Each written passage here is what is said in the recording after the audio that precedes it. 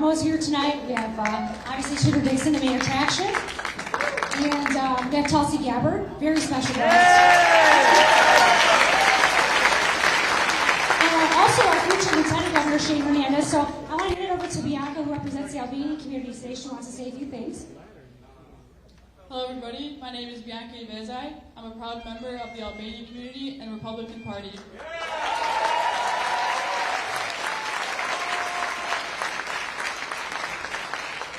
I'm very thankful for my parents who have instilled the strong values that I illustrate today, and I hope to carry on to future generations. It is great to see so many different communities come together to support Tudor Dixon, Dixon Hernandez, and Tulsi Gabbard. We support Tudor for a list of reasons, but most importantly for a pro-life stance. Proposal 3 is crucial to the future of our community, and voting no is essential. Ultimately, our faith in God is what has brought us here today. Lastly, I would like to thank Father Nua for allowing us to host this event and opening his doors to everyone.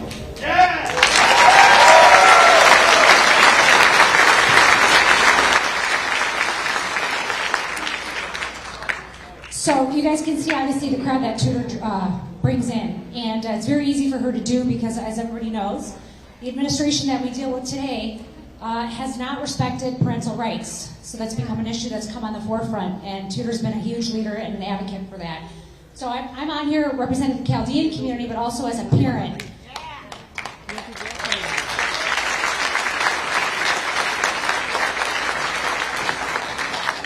As a parent, it's very easy for me to support Tudor, and I've been supporting her for a long time because Tudor understands, unlike our current administration, that the most important and special bond is that of a parent and a child. And what you should not do is drive a wedge between that bond, but instead you should reinforce that bond, and Tudor Dixon knows that that's what we need to be doing.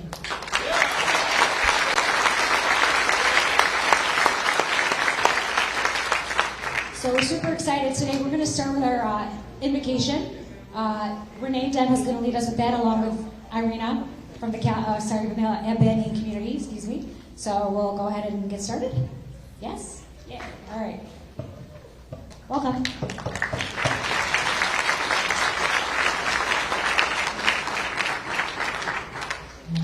Hello, everyone, and welcome to Our Lady of Albanians Catholic Church. Thank you to Father No for allowing the use of this space for this event today. If everyone could please bow their heads so that we may begin in prayer.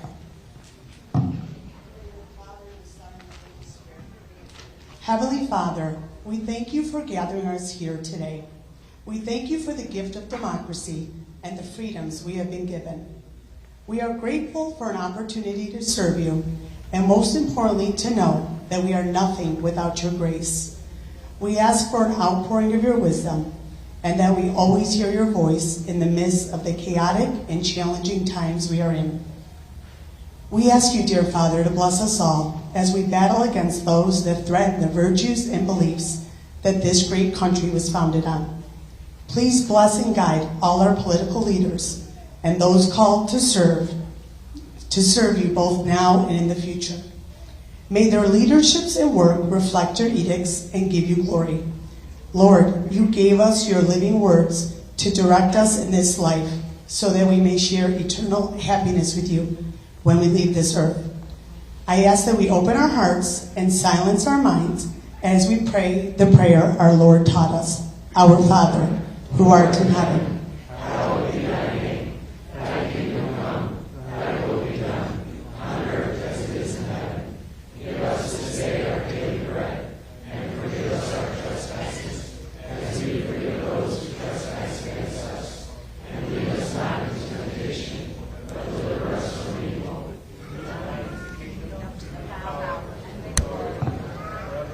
Thank you, ladies.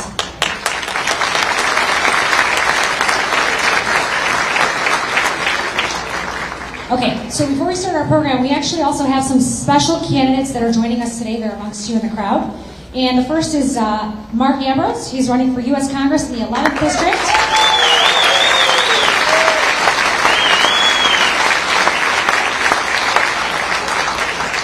We have Steve Elliott, who's also running for U.S. Congress in the 12th District.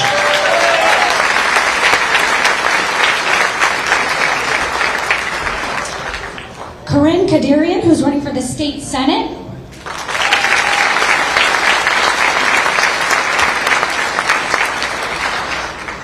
Anthony Paita, running for the State House.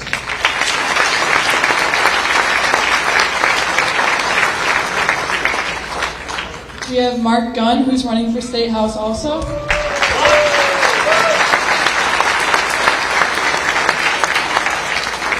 Next, we have Mike Weber running for State Senate.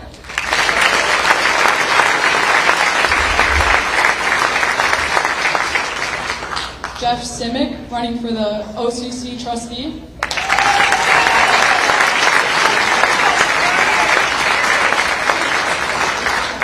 And lastly, Shayna Levin running for Walled Lake School Board.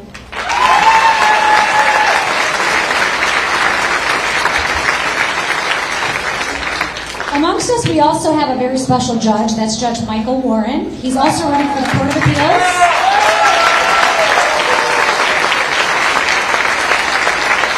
And he's going to be doing the honor of leading us in the Pledge of Allegiance today, and you can find the flag right to my right.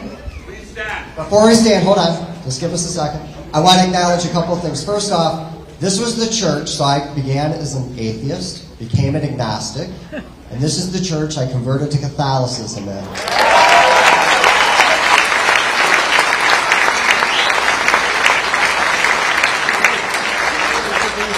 Before we do the pledge, we need to, sometimes it's an empty exercise. We need to remember why we do the pledge. We hold these truths to be self-evident, that all men are created equal, that they're endowed by their Creator with certain unalienable rights, that among these are life, liberty, and the pursuit of happiness, and that to secure these rights, governments are instituted among men, deriving their just powers from the consent of the governed. That when any form of government becomes destructive to these ends, it is the right of the people to alter or abolish it, and to establish new government, laying its foundation such principles and organize its power such forms to them shall seem most likely to affect their safety and happiness. You can't applaud the Declaration of Independence.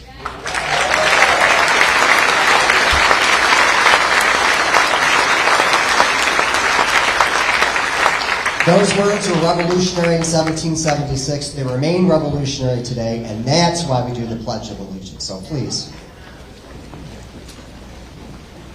I pledge allegiance to the flag of the United States of America and to the republic for which it stands, one nation, under God, indivisible, with liberty and justice for all. God bless you and God bless America. We'll now have Steve Elliott lead us in the national anthem. Welcome, Steve. I'm going to introduce myself real quick. My name is Steve Elliott. Most of you guys may or may not know me. I'm running for the 12th Congressional District against Rashid Tlaib.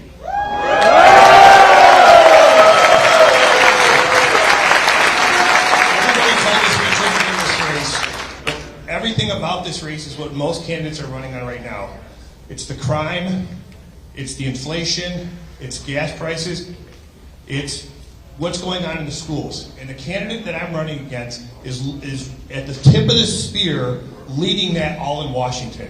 And when I get into Congress, I'm going to do everything I can to bring down gas prices, to protect the American family, and work on bringing parents and children back together and allowing parents to control what goes on in the schools and get this pedophilia out of there.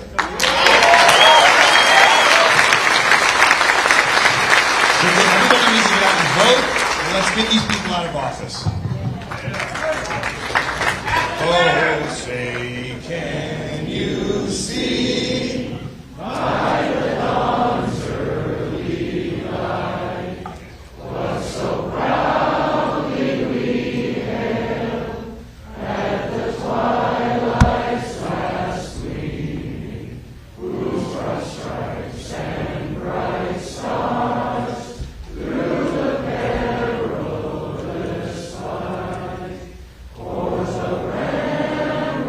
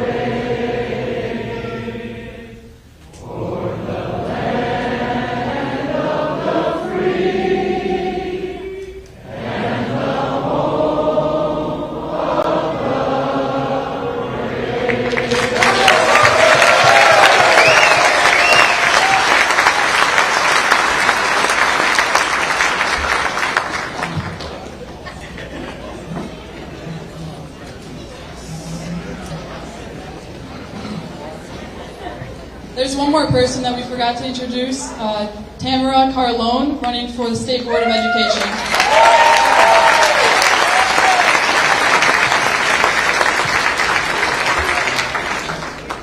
Tammy, do you want to stand up really quick? You did? Oh, okay, yeah, she's right there. I'm sorry. And I can vouch, if you guys want to see change in our schools across the whole state, you make sure you vote for Tammy on November 8th. And while we're talking about voting, also make sure proposals 1, 2, and 3 are all a quick vote no, all across the board. And if you live in Oakland County, they're trying to get you to vote yes on mass transit. It is unnecessary. Your taxes will skyrocket. Vote no.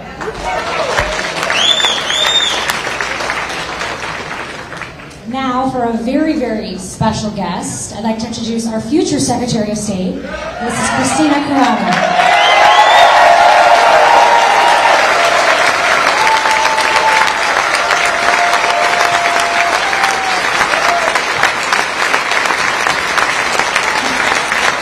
Thank you.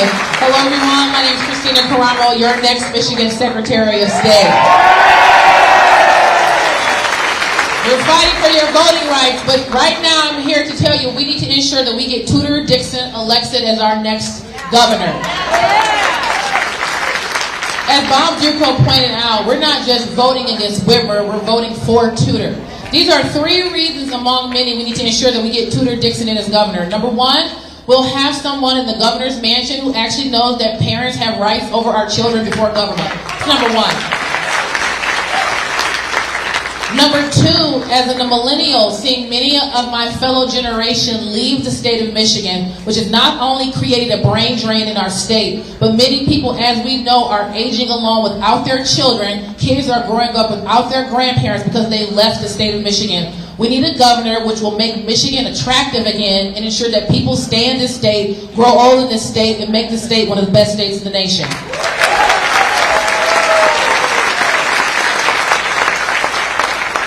Number 3, another reason that I'm supporting Tudor Dixon, and we need to ensure that our friends and neighbors do too, is we need a governor who ensures that our state is safe.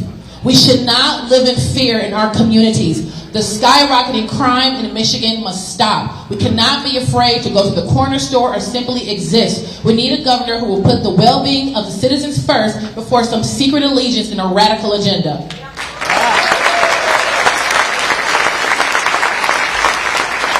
And she understands those things. Whitmer has destroyed the state of Michigan. She must be voted out so our children and grandchildren can live free. Thank you so much. And next, I'm introducing our next Lieutenant Governor, Dixon Hernandez. Thank you.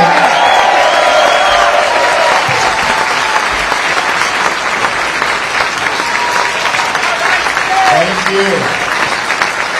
What an incredible crowd here. This is great.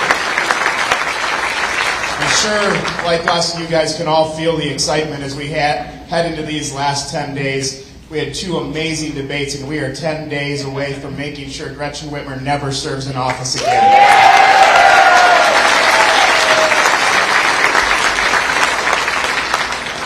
Now, I'm sure we've had some rah-rah speakers, but I'm actually going to give you guys homework tonight, because a red wave doesn't happen if every one of you doesn't go out and work for the next 10 days, if we don't make a red wave happen.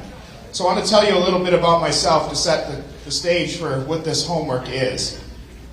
I'm born and raised in the Thumb in a small town called Croswell. It's a little farm town. My mom grew up a couple miles from there on a farm herself. My dad, whose grandparents came over from Mexico, moved to that area as a migrant worker. At the age of 8, he was picking cucumbers in the fields in Croswell. His family would go to Ohio to pick tomatoes. They would go to Texas to pick cotton. But Croswell was home to him. And he worked 26 years at the pickle factory in Croswell. They had the world's largest pickle factory at the time. I come from a blue-collar, hard-working family. One thing that came along with that, though, was this belief as a kid that I was a Democrat. We were a low-income family. We're a Latino family. My dad was a union worker. In fact, my dad was the union president for his factory. He used to tell me how he was going to help Jimmy Hoffa Jr. get elected. And he was really into it. He was super engaged. But we allowed ourselves to be put in those silos. And I will tell you, as a kid, I didn't actually really understand it. All I thought I knew was that Democrats were for the poor and Republicans were for the rich, and we sure as heck weren't rich. In fact, I'll tell you, I believed every Republican was a rich white person. I had no idea. I didn't understand it. Now, luckily, I have one older brother. He's 5 years older than me. Somewhere around the age of 18 or 19, my brother decided he was a Republican. And I want to be like my older brother, and I saw how angry it made my dad, so it was that much more fun just going along with it. But I didn't get it. I went through high school telling people I'm a Republican, but didn't completely understand it. As I went off to college at Lawrence Technological University, I studied architecture. I focused on, we got some Blue Devils here? All right. I focused on sustainability and green design of all things, at the height of Al Gore's relevancy, if he was ever relevant. And I learned real quick, you're a kid on a college campus telling people you're a conservative or you're a Republican, you better learn if you really are. You better learn to defend yourself. You better learn to debate. Because that's not a place for somebody to just say they're a Republican. You better understand it. Now, I didn't dig into what George Bush was doing as president or what Republicans in the state house were passing in the legislature. I looked at what are the core values of what it means to be a conservative. I'll tell you, my mom made sure our entire lives that God was at the center of everything, that our faith meant everything to our family. And I looked at a party that 20 years ago was turning their backs on people of faith, turning their backs on those positions. And I also thought about, what did my dad's family come here for?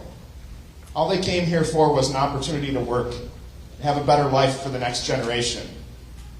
And, well, a kid of 8 years old working in a field sounds like a terrible thing. My dad made sure, I always knew that he didn't want that for me. He wanted to make sure I had something better, but to never forget the values he learned in that field as a kid working with his family. And I looked at where I was. I was the first kid in my family at college at the time. And I think about it today, this is 62 years ago he started picking cucumbers in Croswell. And I have a master's degree. I've served in the legislature for 4 years. I chaired a $60 billion budget as the House Appropriations Chair. Since leaving the legislature, I've started 3 businesses. And I'm the nominee for Lieutenant Governor. I have lived the American dream. And that is what's at stake in this election.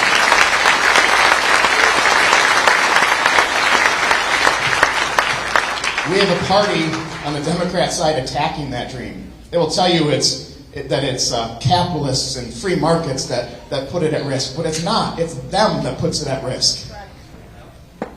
You know, after looking at all of that, I realized my Democrat father taught me nothing but conservative values. We never were Democrats. We just allowed ourselves to be defined by that. Now, when we started this campaign, I was in Macomb County. I talked to a delegate there who said, I know there's 972 Republicans in my precinct. I've been a precinct delegate for 12 years. I have no clue how many Republicans are in my precinct, so I'm impressed with this guy. And I said, we need to make sure every one of those delegates votes. But that's not how we win on November 8th. We win on November 8th by you going out and finding the 100 people in your precinct that are like my dad, that have been told their entire lives they're a Democrat. But look at these last 4 years. The kids got pushed out of school for a year and a half, not 3 months, Gretchen. A year and a half they were forced out of school. Their business or their place of employment was closed, and they were left with nothing. 3,000 restaurants are never coming back, permanently gone. Countless other businesses gone. They might have watched a loved one die through a window at a nursing home. There were terrible things done to people, and we can fast forward to today, and these people, they can't afford their gas. They can't afford their groceries. They're not going to be able to afford to heat their homes this winter. We have a better opportunity than ever to go out and win people over like this. We have a Democrat Party that has turned their backs on the average hardworking family. This Democrat Party is coastal elitists. My brother and I, my dad's been voting Republican for 20 years now. He's a proud Republican today. brother and I didn't win him over by arguing policy with him. We won him over by talking about core values, how the Republican Party provides a better opportunity for our families and our children. Tudor and I can go around the state and talk about our platform, but you can go to your family, your neighbors, people at work, people at church that are like my dad and reach them. You can tell them your personal story, because it's not like I believed when I was a kid. We're average people that all have a story about why we believe this party provides us the best opportunity. And if you guys go out there and you share those stories, you talk to those people for the next 10 days, I promise you we will kick Gretchen Whitmer out of office on November 8th.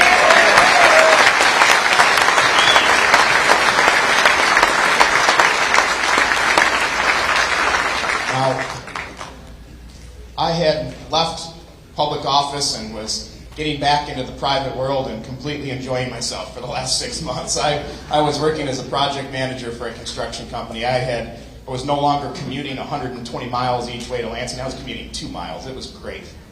I was enjoying it. And then I heard my name was on the short list for lieutenant governor. And then each week it got a little bit louder and a little bit louder, and I realized, oh, this is actually real. I think my name really is on the short list. My wife and I started to have conversations about what do we do if this call comes. And we talked about it. But then we got up to that last day, and I had talked to Tudor probably 4 or 5 times throughout the campaign. I had gotten to know her, but we got up to that last day, and I just told my wife that Friday morning, I was like, well, there's no call yet. I guess I just go to work like a normal day, right? Like so many businesses around our state, our construction company struggles with finding people in skilled trades and finding employees. That day, the owner and I had our work boots on. We were in a basement installing columns for a house we were building. At about 10:30, I looked at my phone and realized I missed a call from Tudor Dixon. I probably should go call her back. And I did. And she asked me to join the team. And I told her, my wife and I have talked about this, but I need to go sit down with my wife face to face. You got to give me a couple hours. I'm not going to call her and make this final decision over the phone. So I hung up, called my wife, told her what I was coming home for. I drove the rest of the way home quietly by myself. My thought process wasn't about, am I qualified for this? Am I the best choice for this? It was, I spent the last 6 months re-engaging with my family. My kids are 10 and 8.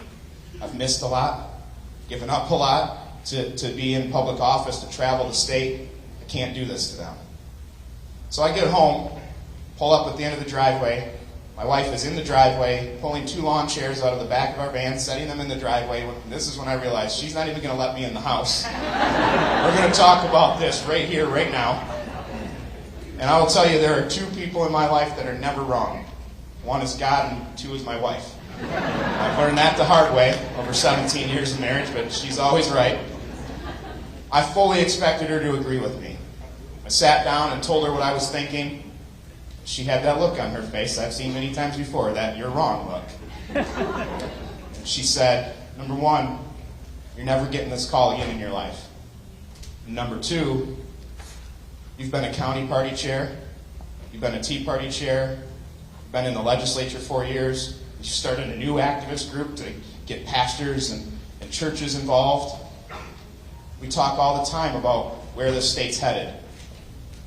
Can you look at your kids and tell them you did everything in your power to change it? If you tell Tudor Dixon no. And here I am today, 10 days away.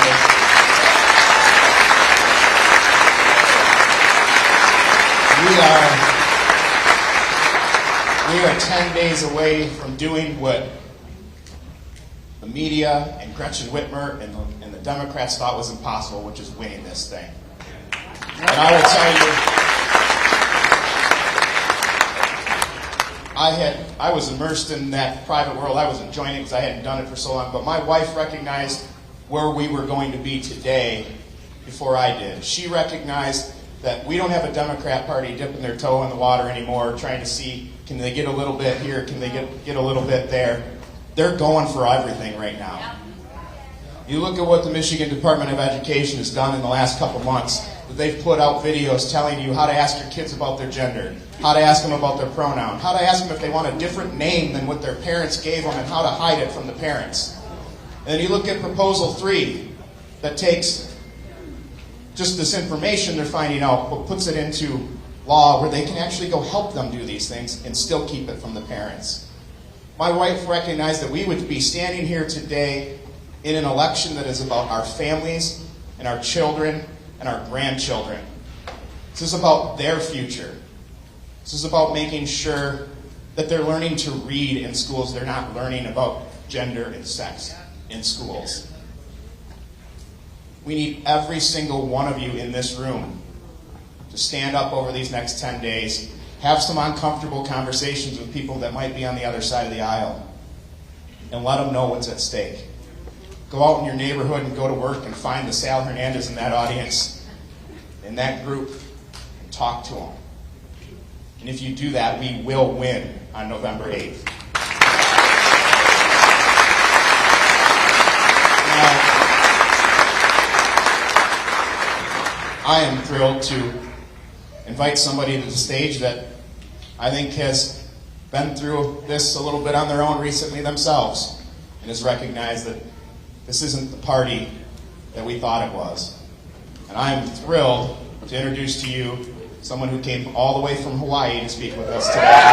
Tulsi Gabbard.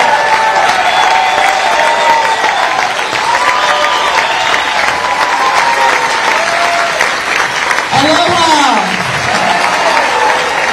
Good to see everybody here. Wow, what a great crowd. Nice to see you all. Thanks for the great weather, by the way. I woke up early this morning and I went and looked at the weather app on my phone to see what the weather was like in Detroit. And I had stopped my breath for a second when it said 30. I know that is nothing for you guys, but in Hawaii, you know, when it drops below 68 degrees, we bust out the puffy jackets. It's so good to be here. Some of you might not know, but I have Michigan roots. My mom grew up in Grand Rapids. She graduated from East Grand Rapids High, went to University of Michigan.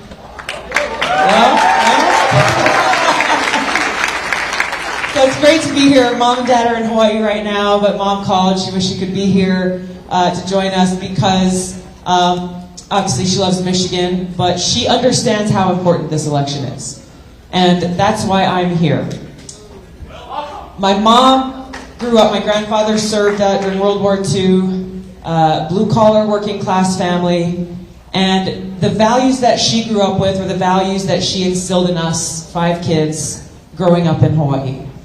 Those values of faith, family, and freedom.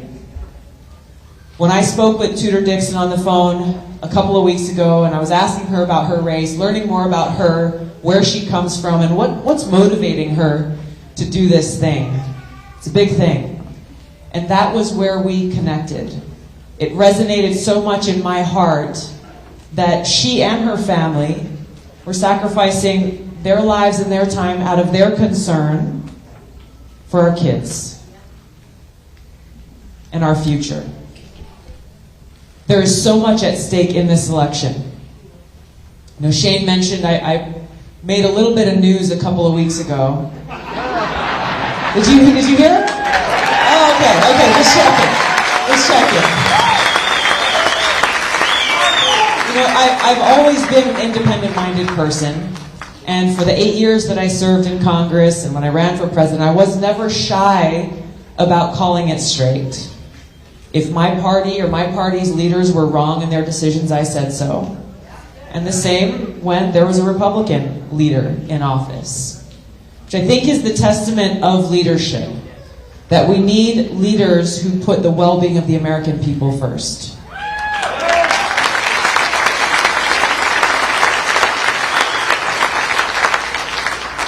And so for me, when I joined, and maybe some of you can relate to this yourselves or someone in your family, when I joined the Democrat Party, I was 21 years old in Hawaii. I had grown up obviously in a beautiful place. I was really passionate about protecting our home. And so when there was an opportunity to actually be in a position of leadership to help protect our oceans and our mountains, this beautiful place, I had to start to think about, as I was filling out the election papers, which party do I align with? It's not anything I ever really thought about before. And And I chose the Democratic Party at the time because I was inspired by leaders like President Kennedy. I was inspired by leaders like Reverend Dr. Martin Luther King. People who embodied what America was about. Inclusive, welcoming of everyone, fighting for the little guy, fighting for working people, fighting for freedom, civil liberties, civil rights, the right to free speech, the right to practice whatever religion you choose or not at all. I saw them as representations of a government of, by, and for the people. And that's why it's so heartbreaking now how over time the Democrat Party is unrecognizable to the party I joined. They are a party that is of, by, and for the elite, and they have forgotten the rest of us. When you listen to the kinds of things that they're talking about on television, when you look at the kinds of policies and proposals that they're putting forward, I literally wonder, what fantasy world are you living in? When Vice President Kamala Harris says, hey, our borders are secure, even Chuck Todd from MSNBC was like, hold on a second. There are more people crossing our borders illegally now than we've ever seen before. How can you say the borders are secure? That's just one of many different examples, unfortunately, about how dismissive they are about the fact that our economy is suffering. Inflation is continuing to rise. The small amount of money that people are making working 1 or 2 jobs is worth less and less every day, and it's supposed to get worse, not better, if we continue down this track. And to have these people who claim to fight for the most vulnerable, who claim to be the most compassionate, to fight for the weakest among us, to turn their targets on our kids is the most egregious offense.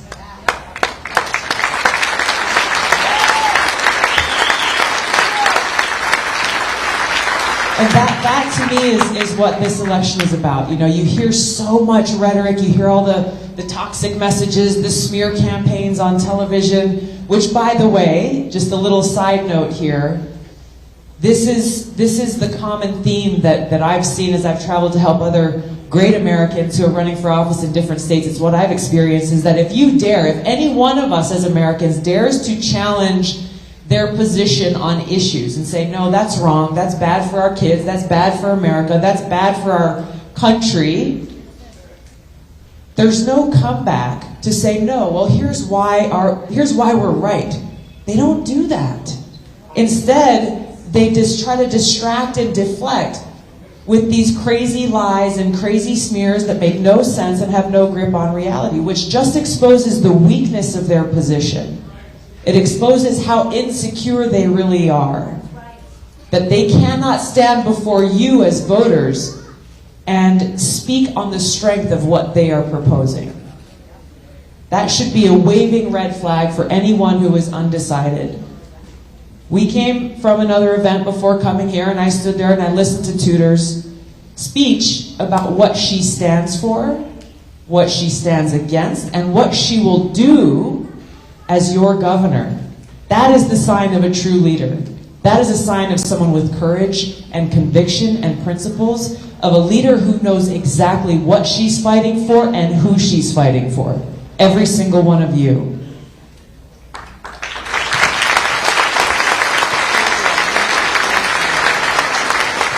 And that's where I wanna just encourage all of you. In the same way that I'm really happy to be here and I'm excited to be here, is because I know what's at stake. We have to look beyond the labels that they attach to us, so often used to divide us, to pit us one against the other, to try to make us forget who we really are and how we are all connected and how we are stronger as Americans when we stand together.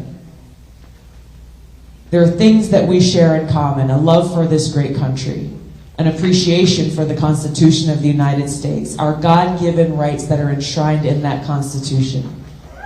We care for our families.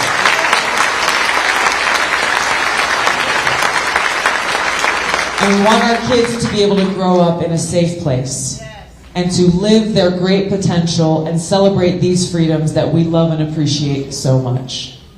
I would not be here with you in Michigan today if I was not in my heart of hearts deeply concerned that the very heart of our country is at risk because of the Democrat Party that's in charge right now, taking every opportunity to undermine our freedoms, having the audacity to come and say, hey, we know what's better for your kids than you do, parents. Help. How dare they? Every person in this country should find that as deeply offensive as it actually is. So as we go forward in these next 10 days, that's my request of every one of you. All of you in the back, I want to make sure you don't get left behind. My request to every one of you, don't underestimate the power that's in your hands. It's so easy for every one of us to feel a little helpless sometimes when you see the barrage of noise and everything that's going on news and the media working with the political parties in power. What can one of us actually do? Don't underestimate the power that each of you has, because every one of you has people in your life who trust you, who respect you, who care about what you think and how you feel. Regardless of political party or maybe differences you might have on other things, think about those people in your life who over the next 10 days you can connect with, you can talk to, you can look in their eyes and tell you why you care so much about this election, why you're supporting Tudor Dixon for governor, and what the alternative is if we stay home. There is nothing short of the future for our kids and our freedom and what defines us in this country at stake in this election. I don't say those words lightly. Our founders had this beautiful vision for this country and very carefully chose those first 3 words of the Declaration. We the people. We the people. Not them, those other people.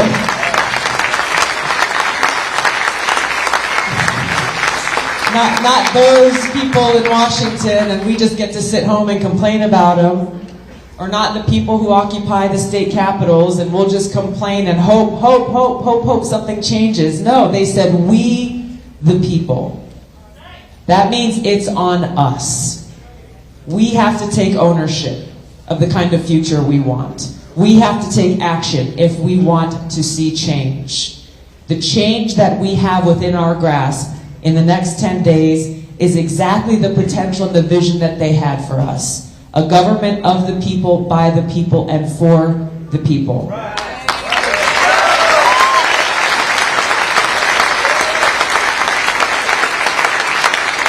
And now I know that you have looked into her eyes as she's traveled all across your state over the last year. I know you have heard her speak from her heart as she's thinking about her 4 little girls growing up and what kind of future she's fighting for them.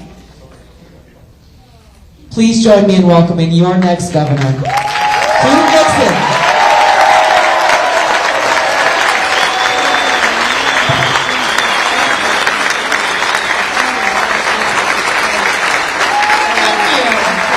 Thank you all for being here today. Thank you so much. How many of you are ready to take our state back?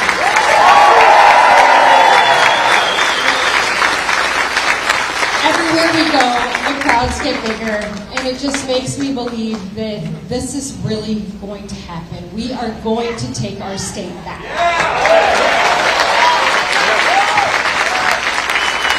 I'm not sure any of you saw this, but the other day we had a debate.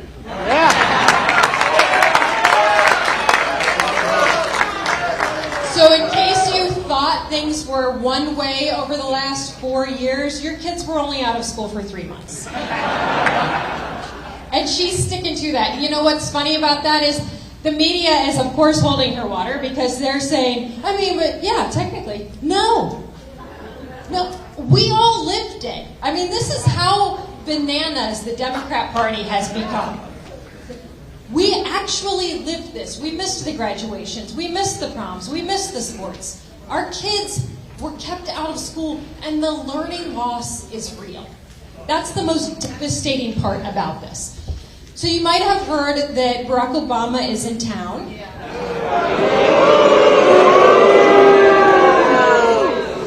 I watched a little bit of that before I came here, and Garland Gilchrist came out, and he said that education is something that they need to take a look at, and that starts with taking care of the adults.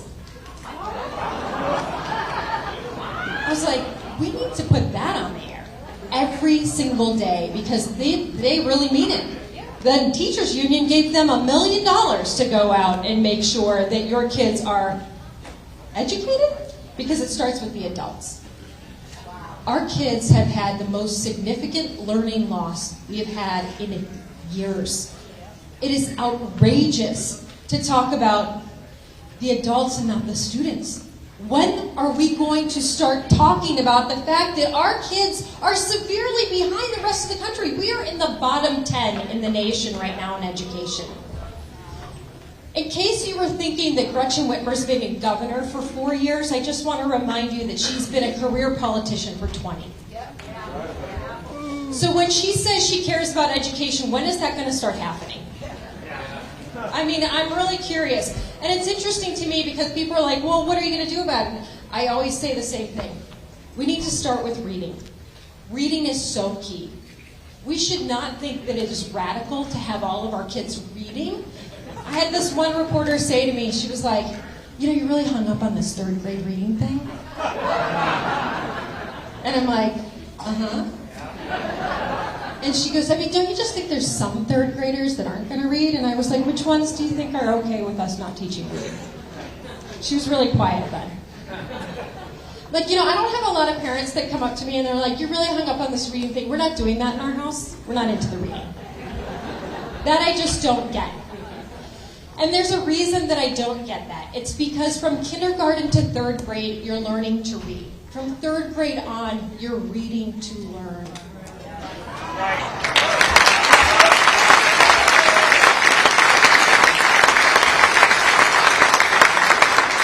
So if you miss that crucial step, which sadly in Michigan, so many of our kids are missing that crucial step, we are robbing you of your education. And ultimately, you can predict your prison populations by your literacy rate. So if we continue on this trend, crime is going to rise in the state of Michigan. But over and above that, why is it okay to rob anyone of their education? And how can you possibly say, we're going to continue to think about the adults in this situation? Shame on them. Shame on them that they don't think about the students. They say, she's talking about funding students and not systems. Yes, I am.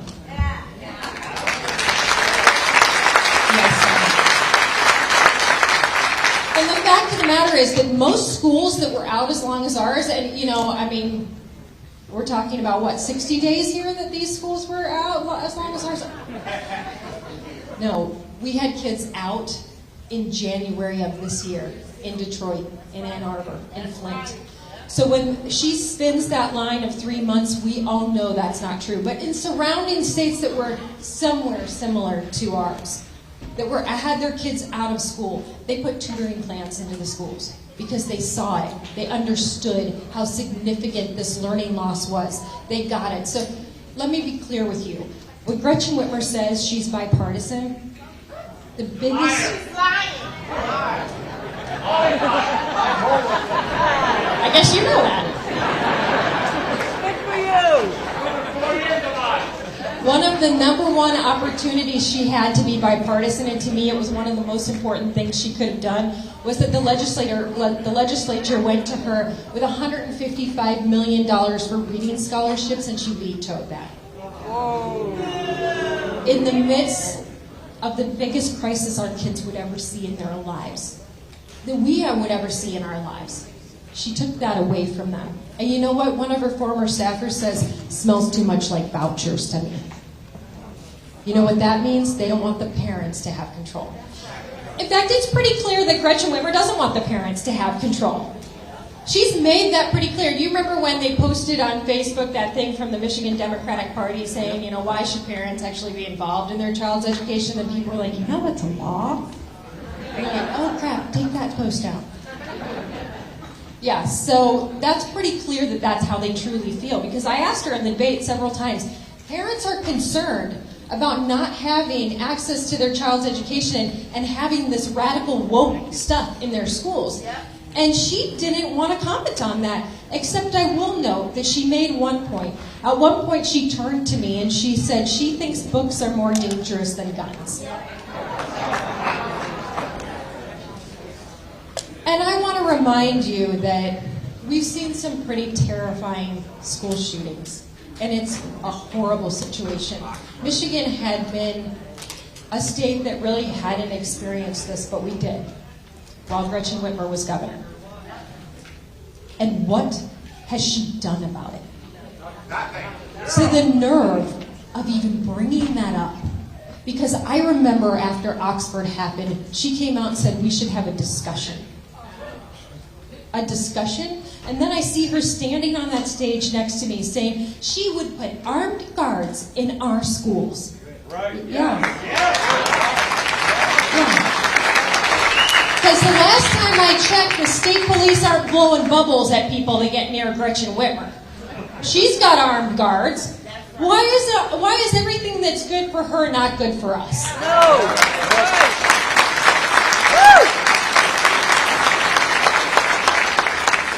This is how crazy career politicians that are far leftist, this is how they talk. And they continue with no solution. So yeah, I'm not into the no solution thing. But let me go back to that statement. Because if you think that I'm going to say, I'm okay with one danger, but not the other, but the other one I'm going to ignore, that's baloney too. That's right. We're going to make sure our kids are safe no matter what.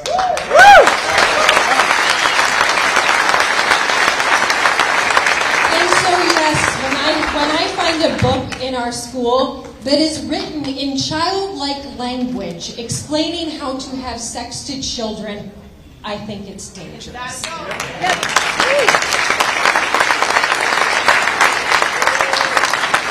the fact that she mocks us. I mean, really, we've had parents across the state stand up and say, we are done with the woke agenda in our schools. Our kids cannot read. Let me remind you of that. Our reading scores came out from the spring. Nearly 60% of our third graders failed. But we've got this woke agenda in the schools. The parents across the state have risen up and said, this is baloney, and she laughs about it. She laughs about that. Mocks us. Do you want a governor that mocks you when you're concerned about something? No. We're done with that. So that's why we presented the Parents' Right to Know Act, because I don't want you to have to search for this stuff. I don't want you to just have to happen upon it or have your kid come home from school and all of a sudden you look at the book they're reading and you go, oh my goodness, I didn't know that was a thing. I mean, I read some of these books and I'm like, I'm an adult. I apparently missed something. So we don't want that to be when you find out that this is in your child's classroom. We want to make sure that on your school website, you can go to the classroom, you can see the class syllabus, you can see what books are in the classroom library, you can see what books are in the school library, and you can see the trainings that the teacher's been through. That should be totally accessible to you.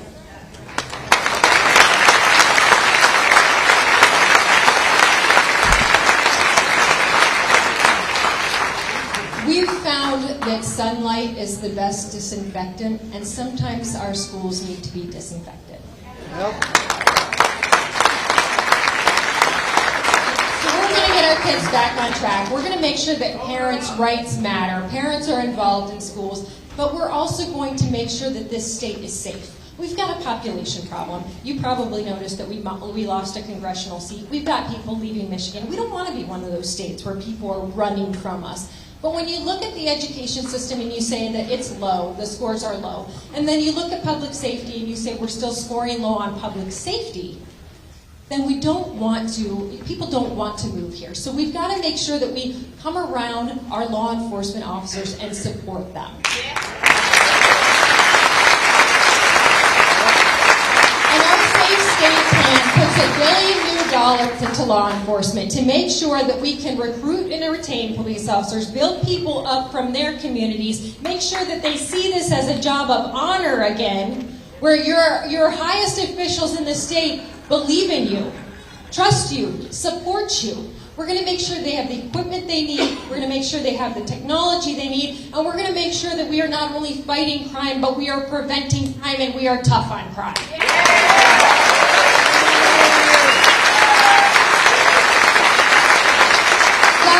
Another thing you might have heard during the debate, we were talking about the opioid crisis, or at least they were asking us about the opioid crisis. We heard her answer, and at first I'm like, maybe she didn't hear the question. And then I thought, no, she doesn't want to talk about the open border.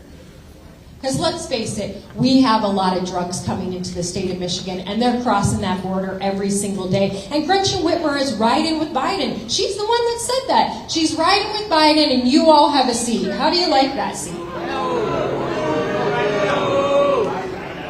We had more opioid overdoses last year than we ever have before. And what did she say about it? Nothing.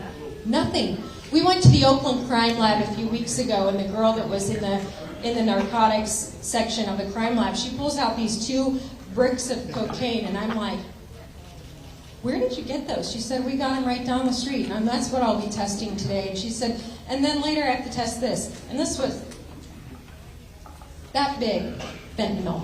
Whoa. I said, how many people could that kill? And she said, this could kill millions.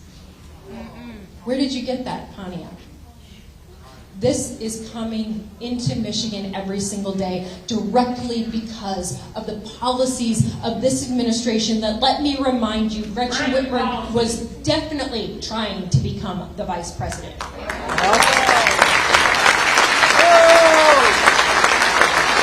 And even Joe Biden thought Kamala Harris was more qualified than her.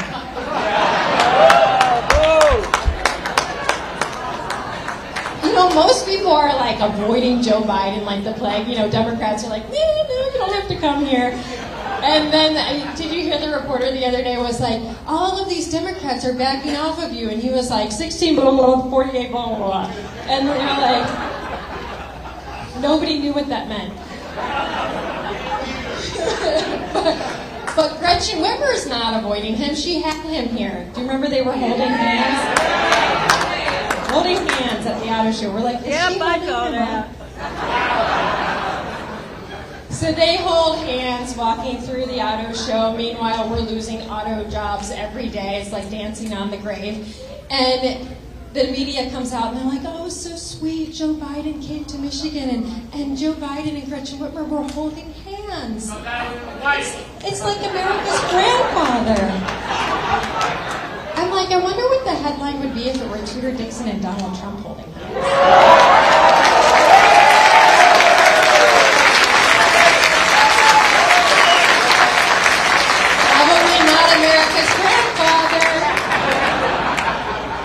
So she is still riding with Biden, and she's still offering you that seat, and I say we get off that train as fast as possible.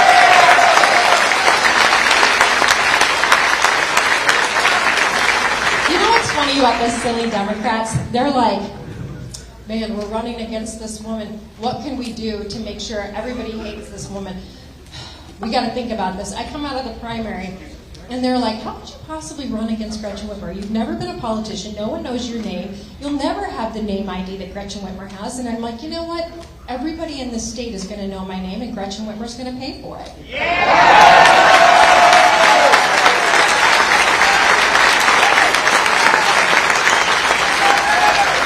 Those silly Democrats. They were right. No one knew me. And then she spent like $25 million. Tudor Dixon, Tudor Dixon, Tudor Dixon. And now I can't go anywhere where people aren't like, I'm voting for you. I'm like, thanks, Gretchen. Great deal.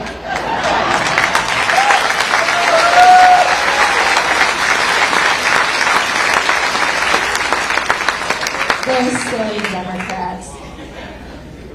So, we also have a real problem in this state with a governor who believes that this is about power. Gosh, that's another thing that I can't remember. I'll have to go back and listen to something else that Garland Gilchrist said about, this is about power. And I was like, no, this is about service. See, that's where you guys keep getting it wrong.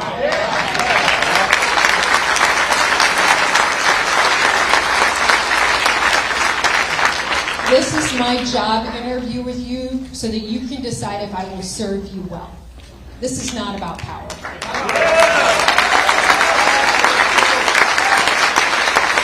But they use their power against us. And we will never forget shutting down all of our restaurants for 8 months. 3,000 restaurants we lost. You know, you couldn't go to a restaurant, but you could go to a strip club. Because it's a lot more sanitary to go to a strip club. Yeah. So she killed that. She killed our restaurant business, and it really is true. I mean, I think that they're so naive to this. They don't leave Detroit. They went to Detroit today, and they're like, "This is the only place that matters." And I'm like, "What are you telling the rest of the state?" If you go around the rest of the state, you will see towns that have been completely decimated by this governor. People lost their livelihood. They lost their community. People have grabbed my hands and said, please bring our state back, because the places that we used to gather as a community have closed. We see restaurants still closing every day. We see people still saying we can't come back from the government crushing us. This is a governor that was so vindictive that she had a shame list on the internet of people who broke her orders. She went out and arrested people and put them in jail for operating their businesses. This is a woman who locked us away from the people we loved when they were sick. I know this because I lost my grandmother in a nursing home. And I said goodbye to her through a window. But you know what Gretchen Whitmer did? She hopped on a private jet and she went to Florida. Yeah. And then, you know, she's so smug about things. She came back and she, honest to goodness, looked into the cameras and said, my father was sick. And if I hadn't gone, the Republicans would have said I was a bad person because of that. We were locked away from everyone sick in our lives. How dare you stand up at your podium with your leather jackets and stare at us?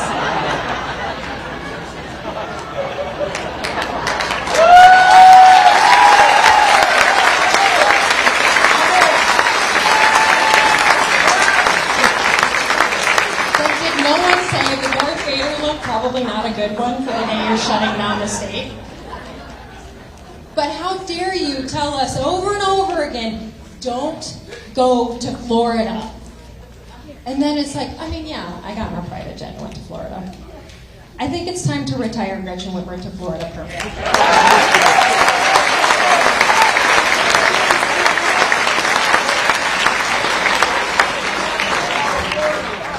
So that's so funny. That's like exactly, last night someone said that too, California. It's like now we're just going to cut California.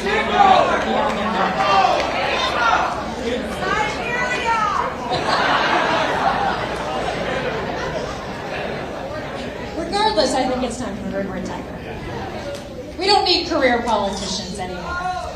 We need to make sure that we can actually operate our businesses. And how about we make it a little easier to have the American dream here in Michigan and reduce regulations by 40%.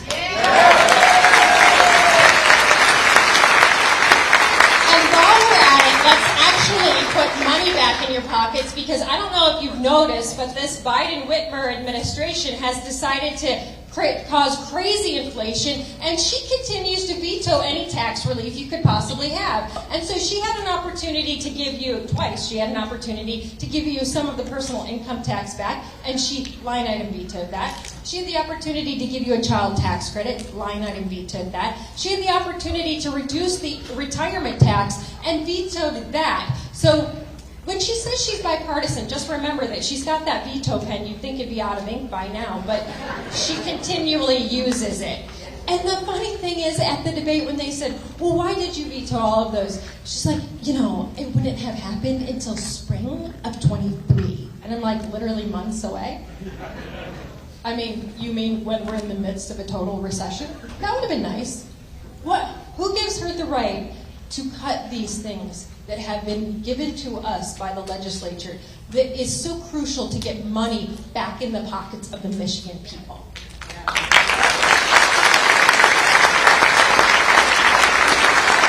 So we are at that point where we have a major opportunity, and the opportunity is to restore education and make sure there is no wrong path for any child in this state when it comes to education.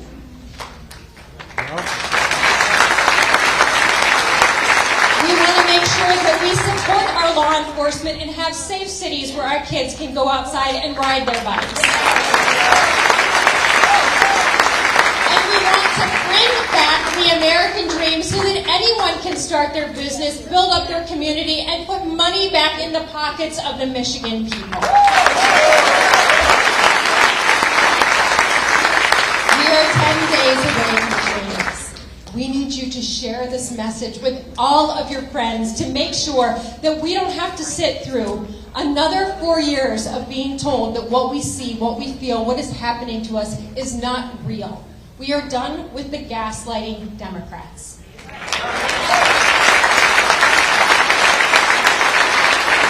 it is up to all of you, so please make sure you talk to everybody. Don't forget, it's 10 days away. Get out and vote. Make sure your friends get out and vote. If they need a ride, pick them up, take them to vote. This is a critical election. It's going to be very tight, and we cannot afford for it to go the wrong way. Thank you so much. God bless you.